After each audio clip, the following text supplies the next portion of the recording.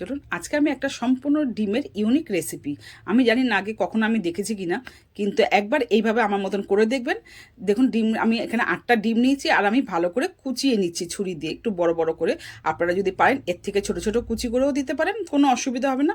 দেখুন আমি 8টা ডিম ভালো করে ফাইন কুচিয়ে নিয়েছি। এবার আমি এখানে পেঁয়াজ আর কাঁচা লঙ্কা আমার পেস্ট আছে, আর একটু আদা আমি গ্রেট করে নিয়েছি, আদা পেস্ট দিলেও দিতে পারেন, আর একটু কাশ্মীরি লাল লঙ্কার গুঁড়ো, একটু হলুদ গুঁড়ো, আর ওখানে 1 চামচ ধনের গুঁড়ো, 1/2 চামচ জিরের গুঁড়ো, আর এখানে রসুন পেস্ট, আর এখানে একটা 1/2 টমেটো আমি গ্রেট করে নিয়েছি।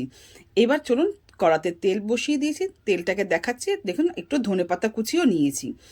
এবার তেলের মধ্যে আমি পেঁয়াজ আর কাঁচা লঙ্কা পেস্টটা দিয়ে একটুখানি কাঁচা গন্ধটা সরিয়ে নিলাম, মানে ভালো করে কষিয়ে নিলাম 2 মিনিটের মতন। তারপর আমি আদা গ্রেটটা দিয়ে দিলাম তেলের মধ্যে, ওটাকেও একটু নেড়ে নেব 2 মিনিটের মতন। এবার রসুনটাও দিয়ে ভালো করে একটুখানি নাড়াচাড়ার যাতে কাঁচা গন্ধটা না থাকে। তার মধ্যে দিয়ে দিলাম আমি টমেটো পেস্ট।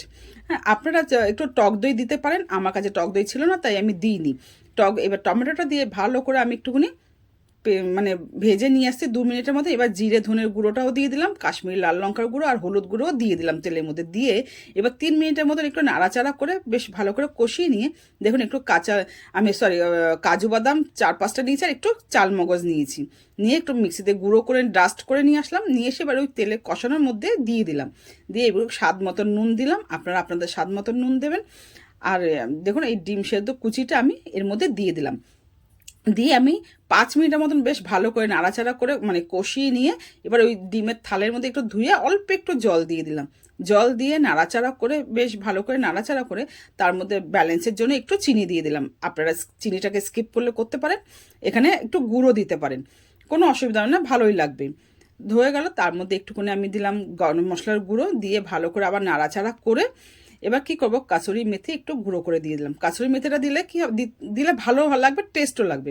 আর উপর দিয়ে আমি একটুখানি ফ্রেশ ক্রিম দিয়ে দিলাম। ক্রিম যদি না থাকে একটু দুধের সর মিক্সিতে একটু ঘুরিয়ে নেবেন, তাহলে একদম সেম ওরকমই স্বাদ লাগবে। আর একটু উপর দিয়ে বাটার আর একটু কাসুরি মেথি দিয়ে দিলাম। দিয়ে এবার ভালো করে নাড়াচাড়া করে দুটো উপর দিয়ে কাঁচা লঙ্কা দিয়ে দিলাম।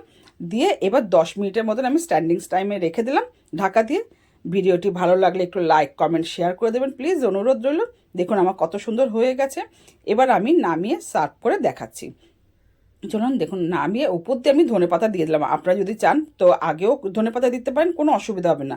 একটু শুধু সুন্দর লাগার জন্য আমি একটু উপর দিয়ে কাঁচা লঙ্কা দিয়ে দিলাম। এটা রুটি কিংবা সাদা ভাত দিয়ে খেয়ে দেখবেন দারুণ লাগে। আপনারা ভিডিওটি এতক্ষণ দেখার জন্য ধন্যবাদ।